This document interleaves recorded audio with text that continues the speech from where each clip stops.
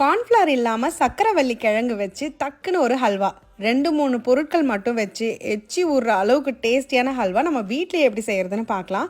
அதுவும் சூடாக வாழை இலையில் சர்வ் பண்ணும்போது திவ்யமாக இருக்கும். எப்படி பண்ணுறதுன்னு பார்க்கலாமா? 1/4 கிலோ சக்கரவள்ளி கிழங்க இட்லி குண்டானில் 10 நிமிஷம் வேக வச்சு எடுத்துக்கோங்க. ஒரு குச்சி வச்சு குத்தி பாருங்க, வெந்திருக்கா இல்லையான்னு தெரிஞ்சிடும். எடுத்து வச்சிருங்க. இப்போ ஒரு ஹெவி பாட்டம் கடாயில் இனிப்பு அதிகமாக வேணுன்றவங்க என்ன மாதிரி 1 கப் நாட்டு வெல்லம் எடுத்துக்கோங்க. கம்மியாக வேணுன்றவங்க 3/4 கப் எடுத்தாலே போதும். 1/4 கப் தண்ணி சேர்த்து கொதிக்க விடுங்க. பிசுபிசுப்பு தன்மை வந்ததும் ஸ்டவ் ஆஃப் பண்ணிட்டு வேக வச்ச கிழங்க தோல் உரிச்சு மிக்ஸி ஜார்ல தண்ணி சேர்க்காம மையா அரைச்சு சேர்த்துருங்க. ஒரு 5 நிமிஷம் கைவிடாம மிக்ஸ் பண்ணிட்டே இருங்க. இப்போ அதுல 2 டேபிள் ஸ்பூன் நெய் சேர்த்து மிக்ஸ் பண்ணுங்க.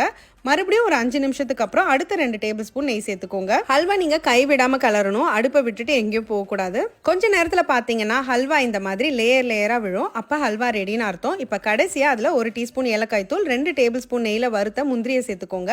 2 நிமிஷம் கைவிடாம கிளறிட்டு வாழை